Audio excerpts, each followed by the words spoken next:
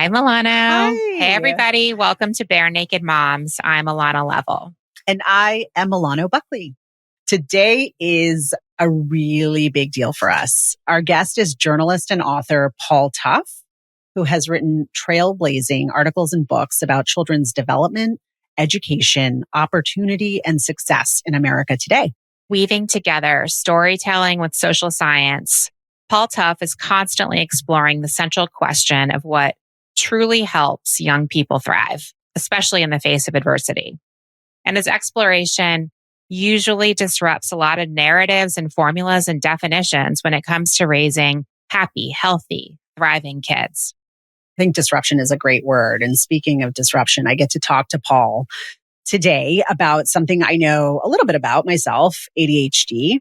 His New York Times Magazine article, Have We Been Thinking About ADHD All Wrong?, which was published this past April, left me thinking and feeling a lot. His argument, or not argument, but his suggestion is how much of this is nature, like, which would be like medical, biological, right? And how much is nurture. And I think his premise is that we have seen this through the lens of biology, and therefore we have treated it through the lens of biology. But actually, there's no science to back up that this is biological. So why are we still only seeing it as biological and not environmental? Anyway, he's an extraordinary thinker. This was a huge honor. I was so humbled by a lot of his ideas. And it left me thinking more, which is the point, right? The whole point. The whole point. And we should tell people I was a producer on this one. You can tell that Milano feels very passionately about this topic. And I wanted it to be her baby. So I was listening right over there. It was a great conversation. I know you'll enjoy it too. Let's dive right in. So, Paul, as you know, I have ADHD. And even as I say that, I kind of pause, but we'll get to that in a bit. And two of my three kids so far have it. They've been, and by that have it, I mean, they did neuropsych testing and they were diagnosed. And after my suspicions and the suspicions of their teachers. And I have done a ton of thinking and reading on the subject. You can imagine that everyone in the universe, in my universe, and their mother emailed me your article within seconds of it hitting the newsstands. And I didn't read it right away, which is interesting, but I did read it, and I ended up reading it multiple times, and it left me thinking and feeling a lot. Typically, an article that leaves me thinking and feeling a lot is something I want to share immediately. It's mind expanding, it's energizing, it's exciting. It's like a light bulb almost that is like gone off in my head, and it's like allowing me to see all these things that I didn't see. This was not that feeling. It was different. I didn't immediately like want to talk about it. And I was kind of like, I guess the feelings would have been like confused, bewildered, defeated, defensive, almost like something was being taken away from me, like almost this mama bear kind of protectiveness. And I took that as a sign that I needed to read it again. Of course, the other sign being that the author is you, and you know a thing or two about children's development and success. So whatever you were proposing was worth giving another go. What surprised me even more than my initial emotional response was that on the second and third read, I agreed with almost everything that you said and that you wrote. What's that about? What's that? What happened to me in reading that? And what do you make of that? Well, that's a great story and great questions, and I'm so grateful to you for inviting me on, for reading the story, and for reading it twice, and Three times. and I 3 times. Sorry, and I totally appreciate what you're saying, and I think that what's going on is that there is a way that we have come, sort of culturally, medically, psychologically, in our culture, to talk about ADHD in this way that doesn't always match up with what the science of ADHD suggests. And I think that has to do, in partly with our feelings about psychology, but partly with our feelings about diagnosis as well. And I think that we want diagnosis to be this very sort of clear, objective, empirical fact that I think with ourselves, but even maybe more with our kids, that it's very frightening to feel like something is wrong, either in our own minds or in our children's, and not know what it is. That's a really sort of terrifying place to be. And I think for most of us, it's not an uncommon feeling, right? I have definitely had that feeling in lots of moments in my life where like something feels wrong and I don't know what it is. And I think there is something very comforting in a diagnosis, whether it's ADHD or anything else, even if it's like a negative diagnosis, like someone saying something is wrong, and it's a medical problem. There's something reassuring in that it's like, okay, that uncertainty is over. Now I know what's going on. I can put myself in the hands of medical science or psychiatric science, and there are treatments that I can rely on. And what I found in reporting on ADHD is that when it comes to ADHD, for in many ways that is not that's not the case. So that our sense of ADHD as something that is a black and white diagnosis, where you either have it or you don't, is mostly not true. That ADHD symptoms seem like they instead exist on a spectrum. That the line between being diagnosable and not being diagnosable is pretty fuzzy, and that some of the treatments that we rely on and that often feel like they're working, especially at the beginning, seem in terms of the best science we can find to be less reliable over the long term. And so I think that it makes sense that encountering that information, as I did when I was reporting, as you did when you read my article, can be really threatening. I feel like actually, once you dive into that reporting and think about it more and read more about it, it is actually really reassuring. I think it gives us a different way to think about ADHD that is much more, not only more realistic and more scientifically based, but much more humane, much more about the kind of parenting that I think we want to do, that is accepting that people change, that people go through difficult periods, that the mind is complicated, that the world is complicated. And that's where I'm trying to push the conversation about ADHD. Mm-hmm. And that's the thing. I don't disagree with anything that you just said about, the ideal being an environment, and to think about this as not just black and white, zero sum. I love what you say.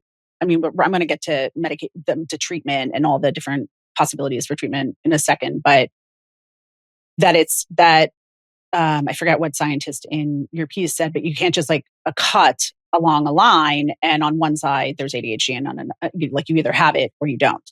And I also really respond to like whenever I say I have ADHD, it's like, what is that? Like, what is the thing that I have? It's not, as recent studies that you highlight in your piece have found, there is no biomarker for it, like diabetes or like a virus that can be detected. And there's no, I don't know, I'm going to botch all my terminology, but there's no like physiology or like there's no biology to substantiate what we're treating in a biological way, right? With medicine. So all of that tracks, but like there is still something going on, right? Like there is, and I think that's the piece that is so emotional, is like when I started reading about this, it was actually, even though I can tell you, I can think back to my own childhood and clearly, well, I guess this is part of my reading about it, but I knew like in my 20s, I knew in high school, I could sense that I had a lot of trouble paying attention. And certainly if I'm going even back farther, that in the set, I remember so much impulsivity throughout my childhood and my, struggles with teachers and a lot of talk about my behavior in the classroom and having my desk separated. So as I'm starting to read about it, but I didn't know that was ADHD. So I start to read about it because my son, it's been suggested that maybe this is something that he quote unquote has. And it was the first book I read, which I don't think is a perfect portrait by Russell Barkley. I don't think he's a perfect portrayer. But I got a lot from it in the sense that, oh my gosh, that explains so much.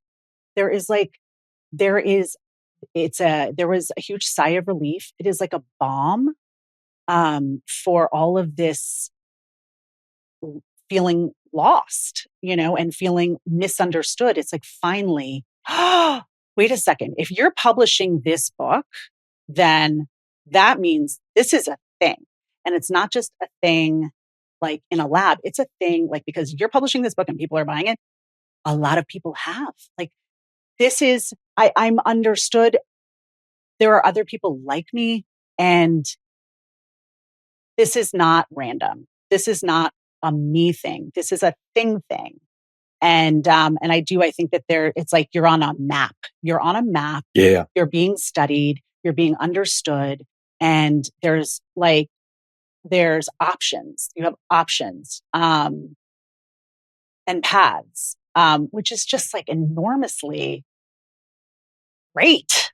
When you go through life feeling like, gosh, why is it so hard to do X? Why is it so hard to do? And you just come up with a whole litany of different explanations. And so do the people around you, your family, or, you're lazy, or you don't like reading, or, you're whatever the fill in the blanks are. And so, that's fine that it's on a continuum. I don't think that's really refutable. Like, sure, someone has a little less, someone has a little more, different manifestations, different presentations. But like, how are we going to think about it if not in a black and white way? How do I maintain my feeling of found? Yeah, that's a great question. And I think that that was a really accurate and I think moving description of what it's like to have that experience of being seen, and through diagnosis, and I think for a lot of people it comes from reading a book like Russell Barkley's book. For other people it comes from an Instagram reel or a TikTok video. Yes. Or lots of other things, right, that are short of getting diagnosed in a doctor's office. And so I don't want to refute that experience, but I think I do want to question how positive it is in the long term. And I think it's a different decision for everybody. But I want to the reason I think it's good to know about those biomarkers is because I think that feeling of certainty is so appealing that I think it's good to question it a little bit, right? Like, this feels really good, thinking that I've got that this defines me, that this is the answer, that I no longer have to figure out the sort of messy question of my life and my brain. I now know what the situation is. There's a community, there are rules, there are websites, there are magazines that'll tell me who I am and what we all are like. And as you've discovered, there are lots of writers and speakers and books that are ready to reinforce that idea. What is gained and what is lost when that becomes your reality? Because I do think it's really important to name that the science does not make it so clear, does not make this idea of this is who you are so clear. And there is really an interesting debate going on in the psychological world right now about how beneficial those sorts of diagnoses are.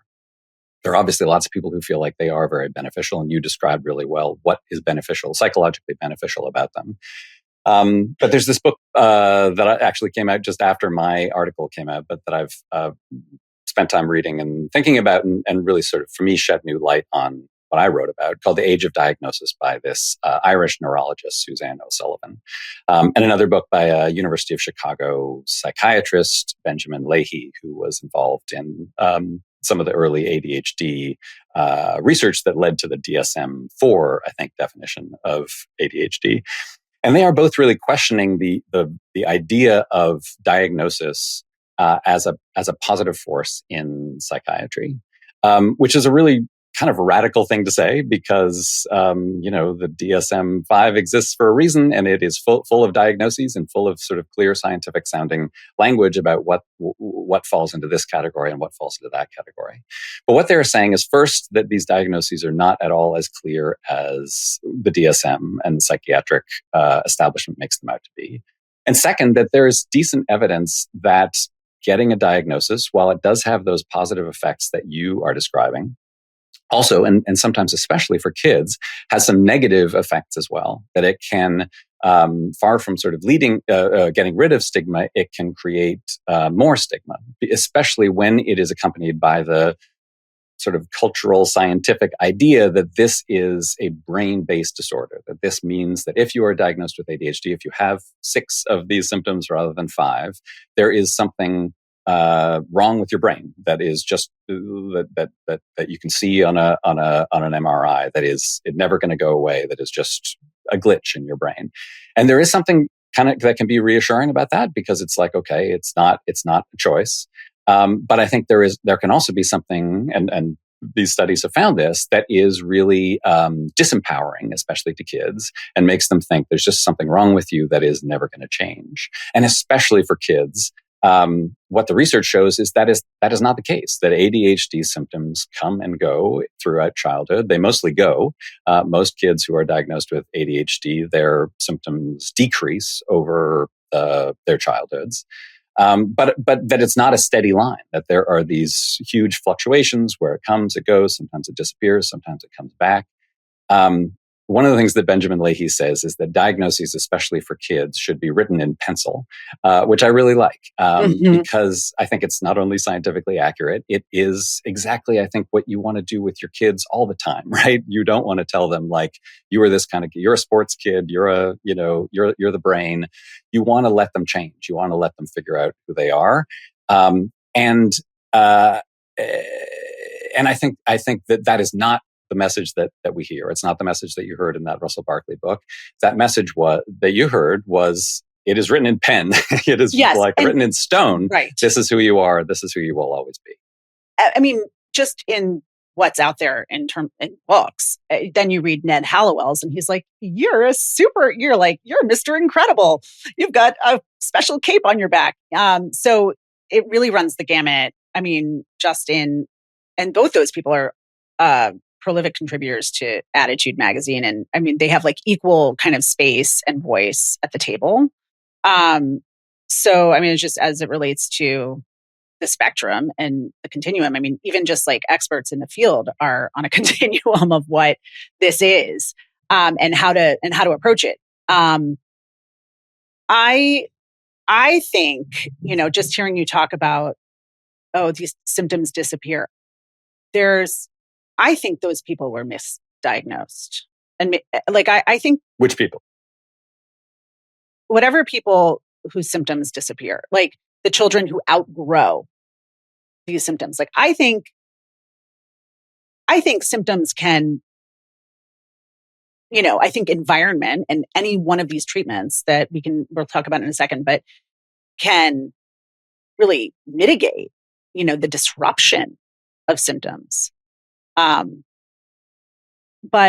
I am like literally the poster child for all of this. I mean, I've done so much reading. I am medicated. I've been medicated. I've not been medicated.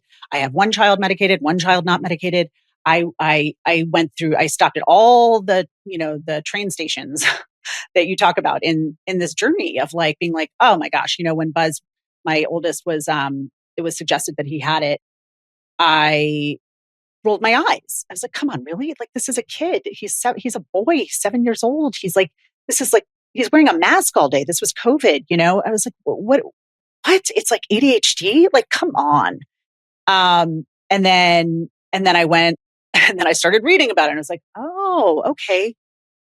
This makes a lot of sense. And then I thought, okay. And then I became really medication positive because I said, wait a second, if this kid, you know, if medication is like a lifeboat, like a life preserver, I'm throwing him just so that he can like tread water and like decide what he wants to do next. Like that's valuable. Or, I felt like he was at a crossroads of identity formation of like, here, if he hears stop and no 17 times less a day, that's positive. If there are 5 less disruptions at the dinner table or at breakfast, getting out the door or whatever, this is all really impactful to the information about himself that he's sending the world and receiving from the world. Do you know what I mean? So Totally. I've been in all the thought stations and this is kind of where I am. And so I think as an adult, I think I really do have it and I do all the things and all the things are helpful. But like, I don't think that, gosh, how could you possibly say that someone, I'm not a scientist. I haven't done the studies. I haven't seen the scans, but I think that I believe in neuroplasticity and the changing and changing pathways. And I guess my argument is that I think treatment helps that. And I don't think you can get to certain treatments without a baseline of receptivity. Okay, does that make sense? So okay. So are we talking about treatments now? No, I have so many. I'm trying to keep them all in my head. But so I want to talk about 3 different things that you just brought up. So I know I'm going to forget one of them by the end, but I'll do my best. One is the first thing you said, which is that you think a lot of those kids are being misdiagnosed or overdiagnosed. And it's a really interesting question, and it's a very difficult one in a world where we accept that symptoms are on a spectrum, right? Like what there are these really big numbers that I wrote about in my piece of how many kids have been diagnosed in certain groups, like 14-year-old boys, 17-year-old boys. It's like 21, 23%, really high, have ever been diagnosed. When you say like maybe the kids who have those fluctuations or whose symptoms go down didn't really have it. So this one study that came out of the MTA group that I think was really important shows that 11% of kids who are diagnosed sort of in early childhood, or not super early, but like 4, 5, 6, 7, when a lot of diagnoses happen. 11% have consistent symptoms above the threshold every year through the end of adolescence. And the other, almost 90% do something else, come and go, drop below the line and then go back up. So if we're saying that you have to be over that line for all of your childhood, that's 11% of the kids who were diagnosed, and that's in the MTA study, which was back in the 1990s when fewer kids were being diagnosed. These were kids who, very clearly passed the threshold at 4, 5, and 6. This scientist I wrote about, Joel Nigg from Oregon, he thinks that, about a third of kids who are currently getting diagnoses have this, what he describes as this more intense, more serious, more concerning version of ADHD that goes along with emotional dysregulation. And he has a hard time, as with anything on a spectrum, drawing clear lines between these two groups. But roughly, he's saying there's this one group, somewhere between a third and a half of whoever is being diagnosed, who have this more troubling version. And then the way he put it to me is that everyone else, there's nothing neurobiologically notable about them. Maybe they're in the wrong circumstance. Maybe they've had a rough life in some way or another, but that is leading to these symptoms, but he's less concerned about them over the long haul.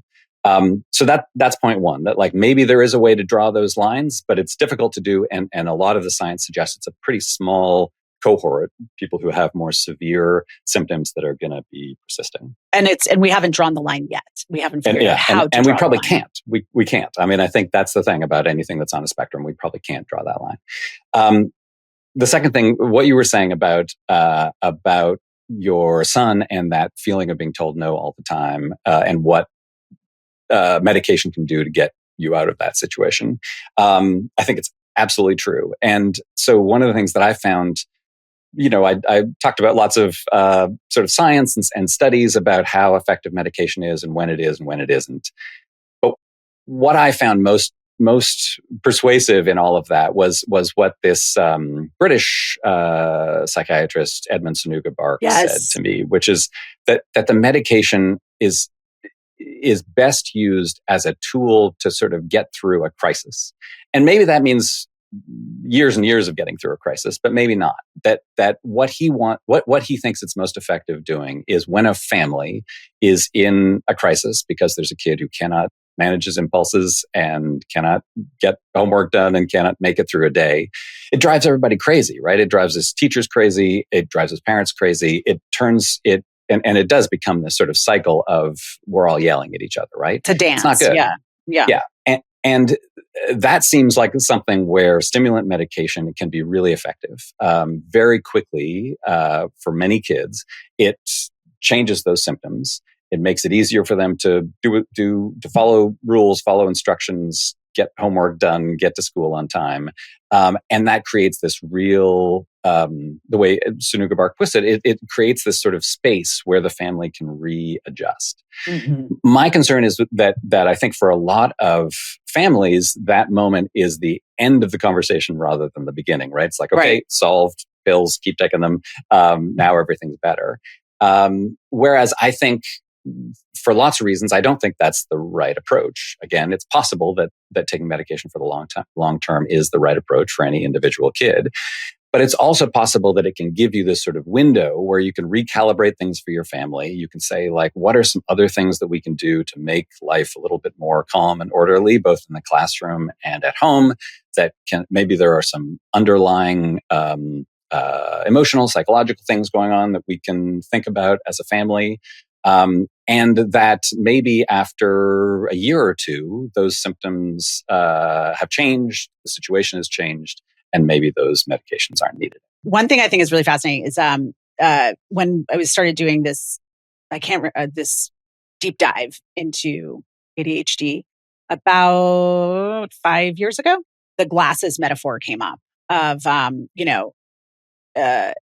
if your child needed glasses because they couldn't see the chalkboard, what would you do? Like, you would provide them with glasses to even the playing field for them because other kids who don't need glasses can see it just fine, right?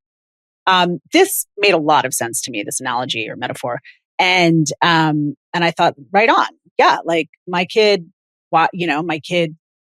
struggles in ways that other kids do not struggle, and he could be achieving in life were, the playing field a little leveled here. Not gaming. I'm just like giving him a shot here to be at the same ground level. You don't like this metaphor. Tell me why. I like it in some ways. I can see how it's very appealing. It's very appealing. Yeah. It's true. We should take care of our kids' problems when they arise, right? But I think it's useful to think about the differences between myopia and vision problems and ADHD, including the fact that we have a really good test for your vision, and we can tell when exactly how bad your vision problems are, which we can't do for ADHD in the same way. There is no biomarker. There is a biomarker for myopia.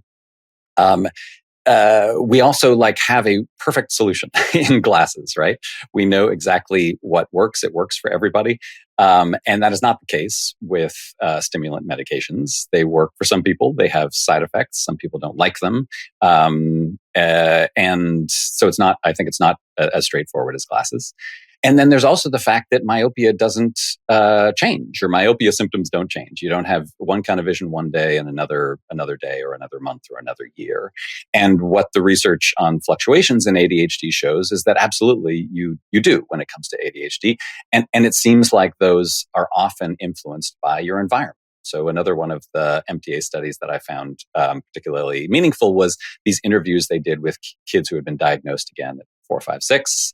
And when they were as young adults, and who had found a new environment in college or after college, Yes. a new major, a new job, a new lifestyle, and suddenly they felt engaged and connected and focused in a way that they hadn't all through their childhoods. And they were like, well, maybe I mean, like, my symptoms seem to have gone away, and it was making them rethink who they were and what that diagnosis had been. Right. And again, that does not happen unless you get LASIK. That does not happen with eye problems. I did get LASIK, but ironically, okay. my eyesight is now, like, the LASIK 20 years later has, like, worn off. So now I'm back to wearing glasses here and probably contacts soon. But, I'm so glad you brought this up, because I am so pro, environment change, positive, like, great. I totally believe in that. So I love your examples about, the guy who's like, who becomes a car mechanic, and the woman who becomes a hairdresser, and they're, like, all of a sudden just, like, really, like, they found there's huge alignment between the way that their brains work and what they do for a living, their work, their lifestyle. And I totally believe in that. However, it's kind of a must be nice situation. There are just things you have to get through. I am a mother of 3 kids. I have a big house and a husband and a dog. And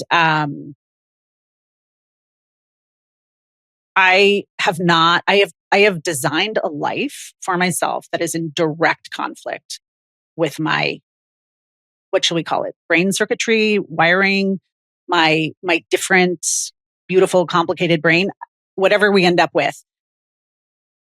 I love my life. I want this life. I wanted children. I wanted to be married. I don't know. Over to you. I'm not going to, maybe I should find an experiential learning program for him or my daughter. These suggestions are very niche, is my point. I mean, there's public school.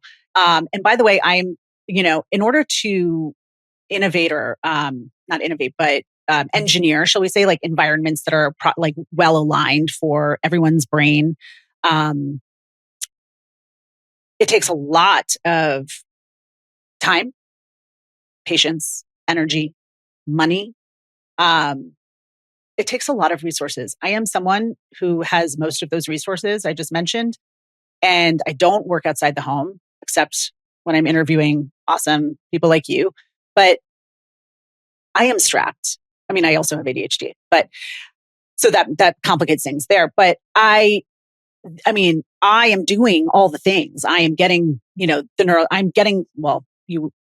doing all the things. I have the teams, the tutors, okay, I'm thinking about a speech pathologist coach. I'm thinking about an executive function coach. I'm thinking about all of these non-medication routes. And it is an enormously heavy lift. Yeah. And I'm thinking about, even people who might have plenty of financial resources, but there are 2 parents who are working, 60 hours a week outside the home. How is this happening? How is this environment engineering happening other than by accident? Yeah. Okay. You've given me another ton of things 10 things respond to. But I love the way you're putting all that. And so it makes me think about 2 things. One about childhood ADHD and one about adult ADHD. But let's start with childhood, since you're talking about parenting. Great. And I think, like, a lot of what I'm hearing and what you're saying is like parenting is hard, and parenting is hard at whatever sort of cultural, financial, economic niche you're in. I've got two kids, one 16, two boys, one 16, one 10. And one's in public school, one's in private school. Like they both do a ton of activities. One is a junior in high school, starting to think about college. So I am like more familiar than I wish I was with the stresses of sort of modern aspirational parenting. It is really stressful and really difficult to know what to do, and especially when we're trying to figure out our own stuff at the same time. But I do think it's really useful, and I think that like ADHD symptoms in that mix are, and neurodivergence of any kind in that mix complicates things a ton. I would just say that it's really useful to, when you're thinking about the challenges you're trying to overcome, to think about it in exactly the terms that you're describing, right? Which is that in this particular circumstance that my kid is in, or that I'm in as a parent, it is really difficult for me to make things work without stimulant medication, right? Like, and that absolutely can be true for lots of parents and for lots of kids. But that is different than a medical diagnosis saying this is just something that is true for you in all circumstances. Again, like you're like having bad eyes. This is about like a mismatch between your environment and your brain. But like, yeah, maybe your environment is exactly where you want to be or need to be or should be. And in that case, maybe it is right to deal with that mismatch, not by changing the environment, but by using chemicals to change that brain in a certain way. But I think it's important to know that that's what you're doing, right? To know that on some level that is a choice, and that is the choice that you're making. In part because I think it's going to make you less attached to it, right? And I think, again, that's really useful. It's good to write these diagnoses in pencil because things do change. Your environment changes, your brain changes, especially when you're a kid or an adolescent. Your life changes, and so if you get too attached to the idea that this is just this thing that my kid has or that I have, and that's always going to be true, and here are the glasses that come in pill form that he's going to take the rest of his life. And that's how we're going to get through things. That I think is diminishing. It's taking away your ability to look sort of accurately and honestly at what's going on. And so exactly what you just described, that it is really hard to make this work, and that this diagnosis can be helpful in that process, is exactly how I think you should look at it. But I don't think that that's how we're encouraged by a lot of the psychological establishment to think about it. Part of some data in your article said that ADHD diagnosis is totally skyrocketed for adults as well. Yeah. But I mean, not being a scientist or an expert on any of this, but I think that that's a function of just the space being so new in general. And, if diagnoses in children are coming up, like just by, like, I guess the adults who are now finding that when they were children, like this just wasn't as talked about, diagnosed, studied, and, so I think it makes sense to me, the trajectories of adult diagnosis. But yes. So your turn. You can ask. Okay. Fire away. So I mean, what I feel like, so part of why I feel like, and I appreciate your sort of honesty and candor in talking about it and talking about your own experience, not only in this conversation, but elsewhere on your podcast. And I've read some things that you've written about your life and love them. And so what I kind of want to understand in your life is why the ADHD diagnosis has felt helpful. And so I read the article you wrote for Oprah Daily about your childhood. And so as you know, in some of my earlier books, I wrote about trauma and early adversity and adverse childhood experiences and the effect that they have. And that science continues, even though that book that I wrote about that came out, 12 years ago or something. That science continues to be really important to me and persuasive to me, and it gives me sort of a way of understanding a lot of what's going on in my life and in the lives of kids and parents around me. And to me, it really the cause and effects that you were drawing made a lot of sense. The way that you were saying the experiences that you'd had as a kid had. That were traumatic, that it had this effect on you. And as we know through the science, it had a biological effect on you as well as a psychological effect. And that made it really difficult to be a parent in certain circumstances when your kids were doing things that were triggering your the same sorts of anxieties and fears and pain that you'd experienced as a kid, that you were not in control of your responses, and that you just had this anger that came over you. And Yeah. Sort of textbook case of exactly what happens when kids have that kind of experience, right? Yeah. But so some of the other symptoms of childhood trauma include like a big overlap with a lot of the symptoms of ADHD, right? So impulsivity, difficulty focusing, all kinds of things, right? And so what I guess I am, and what was striking to me about that article is that you didn't talk about ADHD at all, either in yourself or in your kids. But it felt like sort of a complete story that made sense to me. And I feel like to you, I think what I'm hearing is that when you read that, when you were reading that Russell Barkley book and then Ed Hallowell's book, it said to you that story wasn't complete, that there was something else that was going on. And I'm curious about that. Like, I'm curious about why, given in what I understand of the science, there is no sort of separate, clear, like, gene for ADHD that would clearly say, like, this is something you have that's in addition, that pre-existed your experience as a kid, that is just in you and was always in you. Given that that's not the case, why is that additional diagnosis valuable to you? I think they are different for me. And when I read the literature on ADHD, it kind of made sense of what I thought was attention struggle, not being able to pay attention. And everything that they,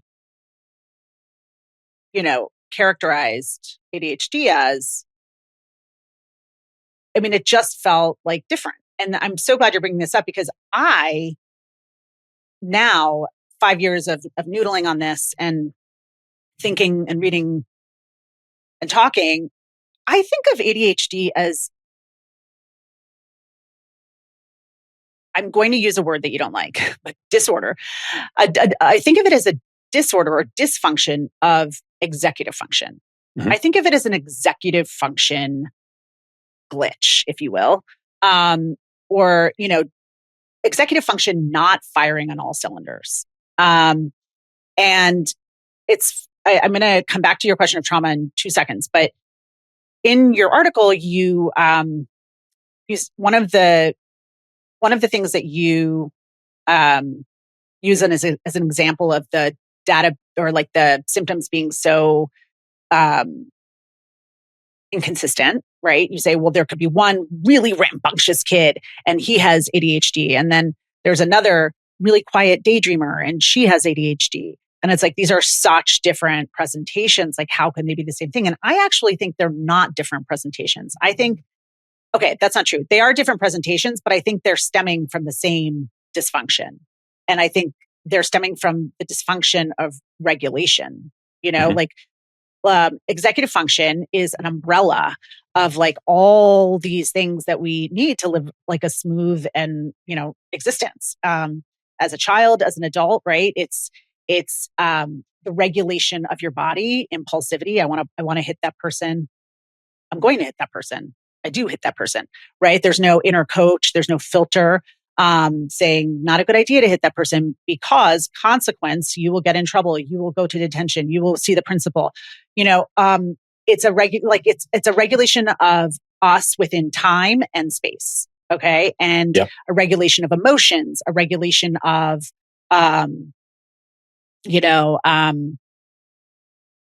attention. I don't love math, but I know that there's going to be a test. And so I have to study and I have to pay attention to this lesson, right? Like sustained attention. All of this is regulation. I'm very, very sad. I'm very, very, the emotional roller coaster of ADHD, the emotional dysregulation. I just see it as all one package. And, it can, mixed with a little salt or mixed with a little pepper, mixed with different ingredients, it can show up in very different ways as different things, but it's actually all regulation, executive function, prefrontal cortex. And so when I read these books, I thought, oh my gosh, I didn't realize that ADHD was all of that. I didn't realize that. And so that makes so much sense when I'm thinking back to my grade school years, when I'm thinking back to certain relationship issues or scenarios in the home and this home or that home and what I struggled with and what I was really good at, or like why I didn't struggle in certain moments or with certain subjects or, on certain projects. And it just really, it made sense for ADHD. Now, the trauma, oh my gosh, sure, when my mother showed up, at boarding school with like her bags and her boyfriend with the 18-wheeler of turkey brisket, was that distracting? Yes. Yes. And, but it was also a real dopamine hit too. It was crisis, that I had to navigate, and that stakes were high, and it brought out like the best of in a way, like all of my crisis and my trauma, while incredibly distracting in some ways, yes, was also very focusing. So that's an interesting part of it, an interesting piece of the puzzle. And then I would also say that as an adult, the two things are separate from me because they feel different. Mm-hmm. They feel different in my body. And it's not like the ADHD for me is about my nervous system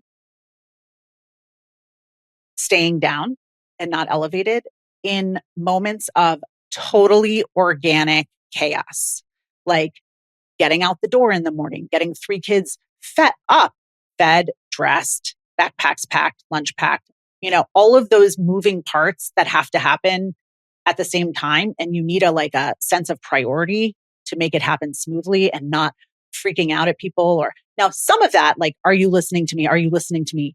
There is, it's woven together really. Depending on, the moment and the example and what's happening in that moment.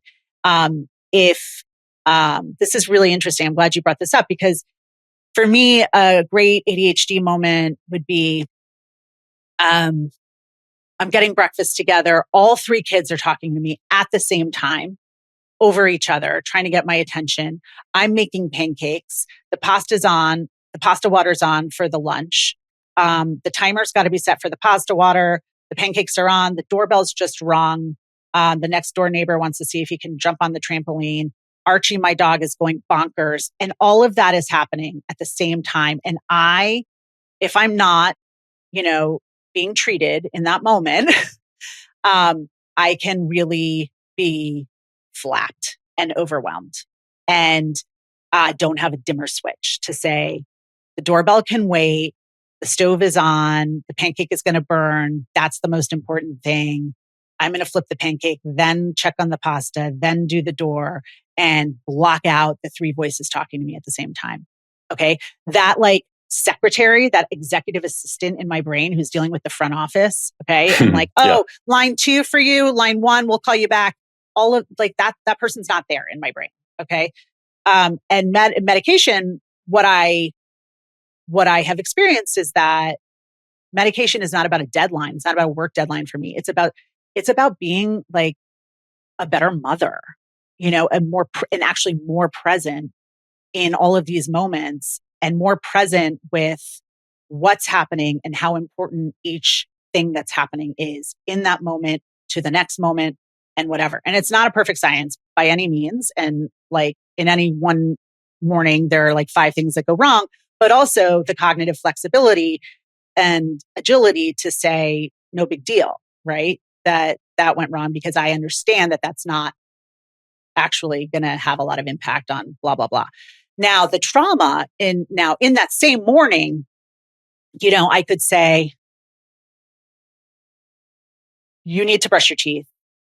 And one of my children will say, I brush my teeth. And I'll say, did you really? And then it'll be, a back and forth. And it'll become clear that this child has lied. And, and maybe that lying will trigger something. Like, I thought we had a conversation about lying yesterday. Remember that? Right.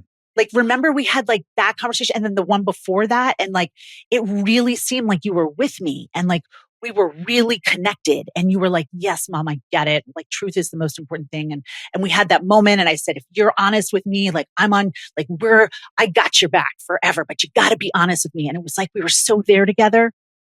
Where did you go? Like, what happened? I thought we had like a contract.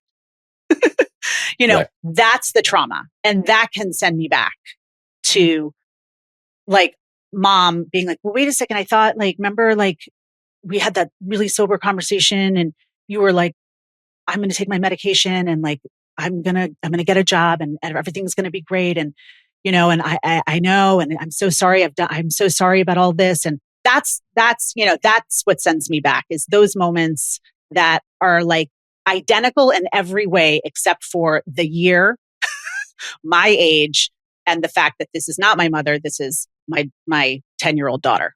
Right. So those have like distinguished themselves in me that I can pretty much either in the moment tell them apart or certainly after. Does that make sense? It does. I mean, and I appreciate you sort of talking about this and letting me talk about it, and sort of using you as a subject. I love it. But like, so I have 2 reactions. Yeah. And so one is like, yeah. So I understand. I totally get what you're saying. That like for some of those moments, the trauma effect is just super clear, right? You can see the cause and effect. You can see like, yes, this is a replication of the way that I experienced things as a kid. It's triggering my fight or flight, my anger. Yeah, makes perfect sense. But I think that what I learned from that research about trauma is that it's not always the cause and effect is not always so clear. And that one of the symptoms of high adverse childhood experiences is executive function problems, right? Yeah. That it is hard for kids and then the adults that they become to keep their thoughts straight, to have that air traffic controller functioning right when they're processing trauma or experiencing trauma, and starting at a very young age, like not necessarily when they're rational teenagers or semi-rational teenagers or adults, but like the stuff that happens when we're 2 and 3 and 4, right? That those experiences we feel on this really deep level, and that one of the ways that expresses itself throughout our life is in executive function problems. So to me, I even though I understand that the emotional experience is different, it still feels like scientifically, I think to me, there can be a connection.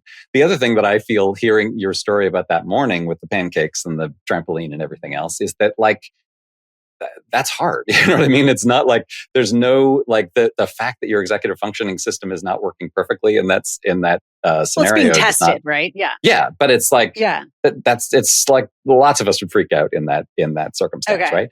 Right. So, but I guess like the slightly larger thing that I would say is that like, what's so interesting and complicated to me about post-traumatic stress and ADHD is that they are in some ways sort of these 2 sides. No, it's not right to say the 2 sides of the same coin, but they're like,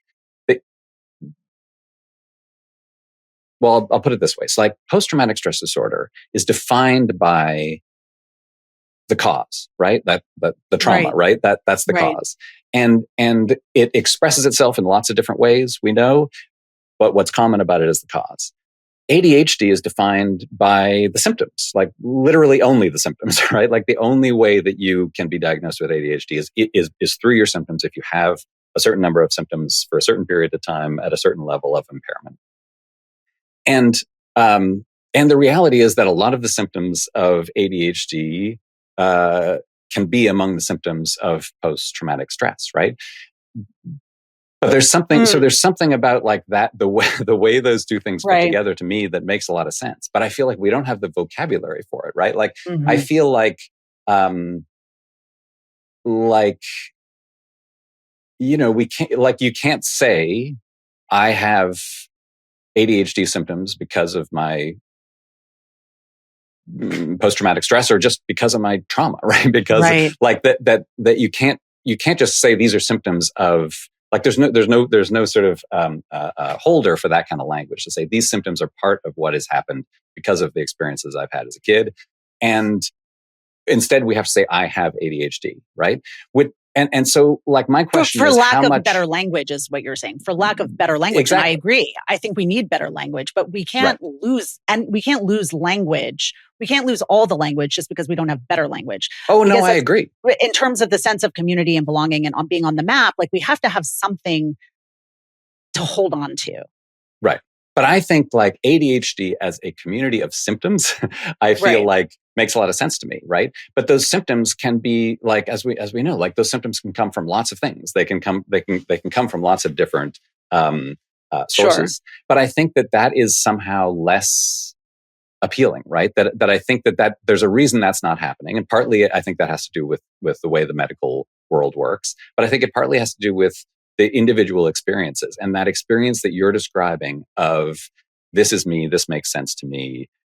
When you read those books, that I think is true with lots of people. That is not that experience doesn't happen if you say this is related to this is just one more manifestation of my childhood trauma. Well, but I might be wrong. You tell me. It all feels like hocus pocus. Like, if you're like, this is related to and like external, and it all feels like more in your control. Right. Versus like, hey, you know what? Like, you have brown eyes and I have ADHD. Like, I mean, for sure. Right. I mean, I guess the thing that I take away from all of this is that, like, these experiences that we're describing of, like, psychological distress, like, the one thing that I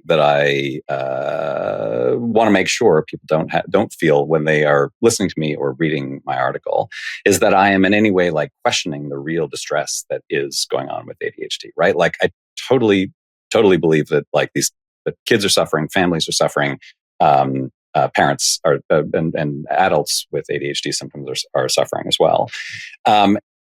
It's just that I think at different moments in history, we give different labels and cultural stories for that psychological distress. We've had lots of different moments where we've said, like, this problem that has no name, this psychological distress, this bad feeling can have has this description or this definition, this explanation or that explanation and definition. And I think it's useful to recognize how those things change, because, again, like, it's back to sort of writing that diagnosis in pencil. Like, I think we should write our cultural diagnoses in pencil as well, right? And to sort of be able to say, like, these and to sort of accept the reality of that distress, of those problems, of that pain in lots of cases, without having to give it a specific medical label, and to just be able to say, like, to pathologize it. Yeah. Right. That I can't focus. I feel like I'm failing as the executive in my family. I'm struggling in school, any of those things, to be able to say that without having to say, here's the answer, here's the diagnosis, here's the medical condition, and here's the treatment. And I think if we can open that up and like, not just say, well, there's nothing we can do, there's nothing we know, but say, like, this might change. This might change for any individual, but it also might change for us as a culture. And 10 years from now, we might look at these symptoms in a very different way. I think that's valuable. If we don't have biology to back up the reasons, the causes, and here's my question. Is there a problem to treat something that's non-biological with something that is biological? What is the problem there? So what? If something is helping you, you know, um, feel more present, feel more in control and in charge of the things that you need to do in your life and your life in general. Like, who cares if the reasons that you're not feeling in charge are biological or not, and you're treating it with something that is? If your life improves, and your feeling about life improves, isn't it a win? Absolutely. Yeah. I mean, and that is, but I think it changes. It's a different way of thinking about it. And changing the way you think about it does have an effect on what happens from then on, mostly being that you don't think that it's going to necessarily be true forever, right? Like in this circumstance, at this moment, I am freaking out, whether I'm freaking out, cooking breakfast or freaking out Right. in algebra class. And it turns out there's a medication that's going to help me not freak out. And so, great, I'm going to take that medication for a while. But I'm not going to think like I have this disorder that is genetic, that is in my brain, that medical science has discovered, and therefore this is the prescription, and now I've got to do this for the rest of my life. Instead, you're saying, I've got this problem. Here's the solution that's working. What the difference is, I think, is that you get less attached to it. You just say like, all right, I'm going to keep taking it until like it stops feeling so good. And that often happens, right? Like often after, especially with kids, after a certain period of time, they're like, this kind of sucks. I don't want to take this pill anymore. And if you feel like, well, you have, it's like, why are you throwing away your glasses if you have bad vision? Then it feels like a real problem, right? But if you feel like, well, okay, that was the tool that you were using to get through that period, but now it's not working, that's fine. And that to me is like a huge change. And it's a huge change for us as parents and as adults, but I think it's especially a huge change for kids because it's so important, I think, psychologically for kids to hear the message that things change and that they change, and to be able to say like, you are not set in stone. You are not who you're always going to be. You're the kid who's getting yelled at in school right now, but you might not be that next year. That is so powerful and positive. And I think when you can have that attitude, which I think is not what you read in a lot of books about ADHD, but which I think is valid and important, I think you might absolutely still be taking that same medication, but you're taking it in a different way and with a different attitude. And I think that makes a difference. I totally agree. And I think it's a difference between thinking of all of these treatment possibilities and options as like a toolbox full of tools, and which is right for you now might not be the right tool, to solve or not solve, but to help you in that other period. And that you're in the driver's seat, like, and aware, more self-aware and more in touch with you. And that you choose which tools are helping and which aren't. I think that's a great way to wrap up. And I'm wondering if you have like 3 more minutes, if not less, for a lightning round. Sure. I'm scared, okay. But yeah. Okay. No. You seem like a very unlazy person, and I'm wondering what the thing is that you're laziest about as a parent. Laziest about as a parent. Well, I don't know if my kids would define it as laziness. I'm trying these days to be less attached to knowing everything about my kids and what they're doing. And I have that's a real challenge for me. So, our younger son just started biking and taking the train to school, and we have difficulty not sort of tracking him down and knowing where he is at all times.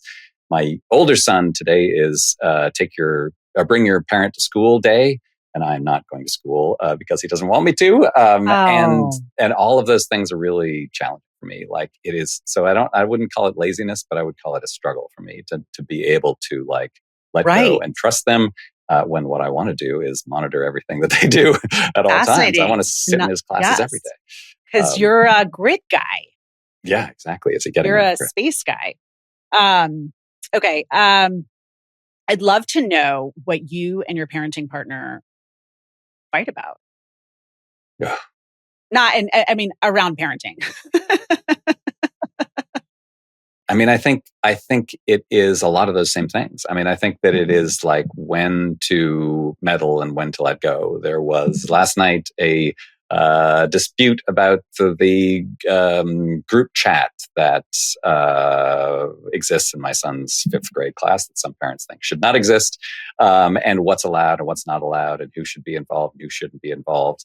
And so that tricky. Is just like stressful, and I think we're not always on the same page. I don't think there's any pattern of who's on which page. Yeah. But I think it's those same things of when to let go, how much to let go, how much to meddle, how much to be involved. I have stress within myself, but that's something we fight about between the two of us as well. Mm-hmm. What would be the children's book that you might get caught reading alone? If you can remember back to read alouds.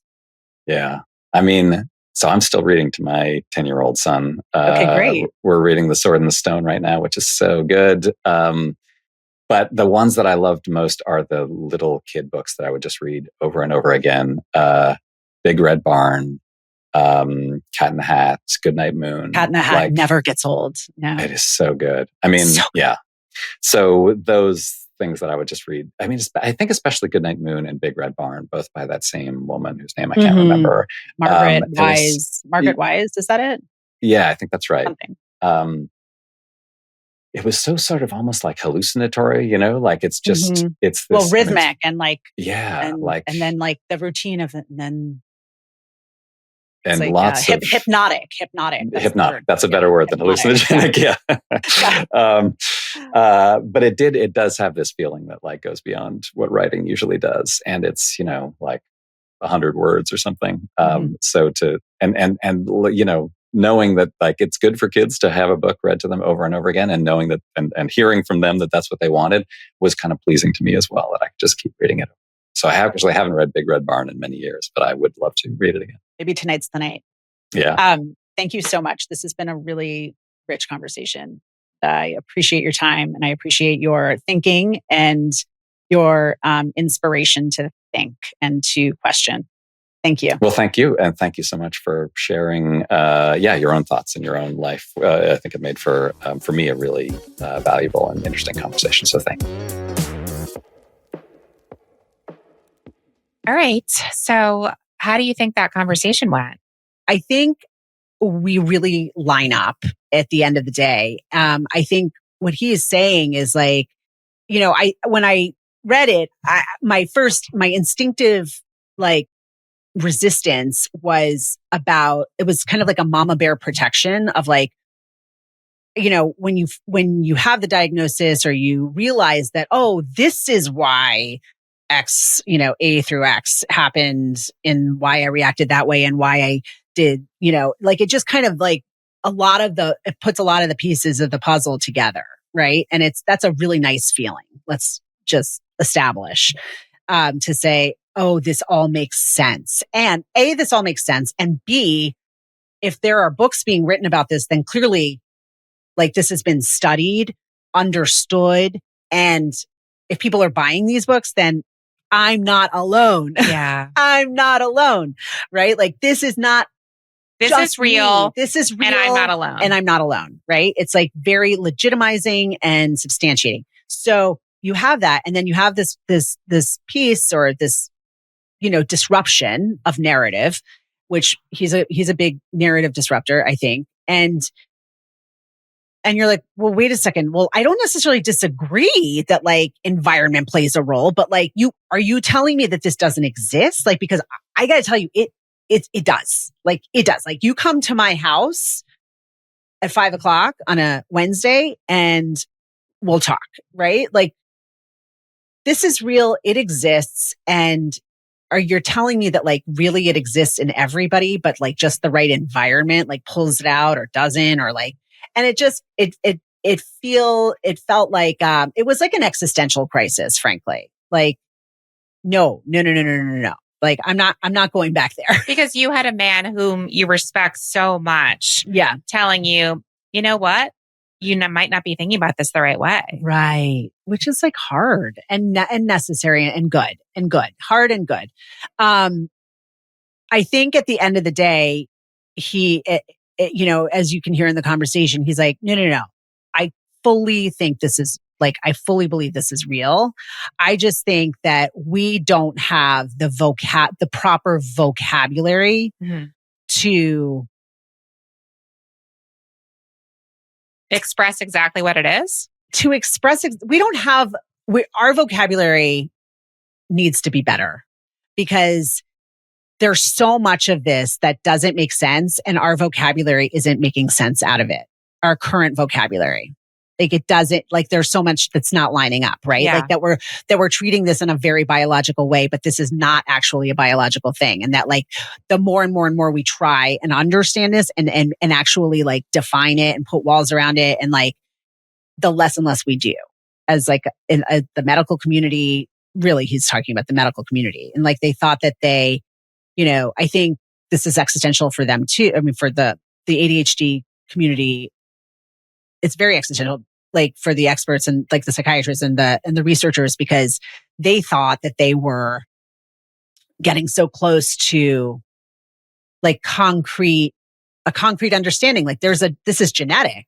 So like, if you have it, then like now we have like a map, right?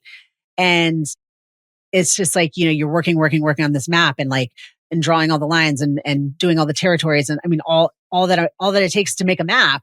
And you realize like, you've really got kind of nothing. And so that's just a really tough pill to swallow. I mean, for them, but also for someone who quote unquote has it, right? There's nothing, there's nothing to have. Like, what is it? It's not something you have or don't have, but it's like it is the way my brain is wired, but it might not be. It might just be because I had shitty parents, or because I had early trauma in my childhood, or because I watched too much TV as a kid. And like, and that starts to feel like, well, wait a second. No, like, no. Like, it's not because I had TV or didn't have TV, like this, like, and he's saying, well, if you think it's like who you are, that's really debilitating. But I kind of think, I do think that understanding that it is who you are kind of frees you. I agree. Like, it frees you to be like, oh, okay, this isn't my fault. Okay. And here's how I'm going to deal with this. Right. And so he's saying that a lot of people, he's saying that there is that side, but that there's this other side of like it being like a death sentence of like, I can never change. And like, look, while I think that this is kind of something that you're going to be working with, right? Not working against or apologizing for or whatever, but like knowing that it's like got a seat at the table, right? It's like something, that is there for you to understand and there for you to work with and use to your advantage. That why I think that's real, but I also think that there are so many ways. I mean, I think the brain is plastic. I believe in neuroplasticity, and I believe in like, and habits and how, and I do everything he says about environment is, I believe in that. Like, I believe that you can remold and form, form new pathways, and train your brain. But I also think that,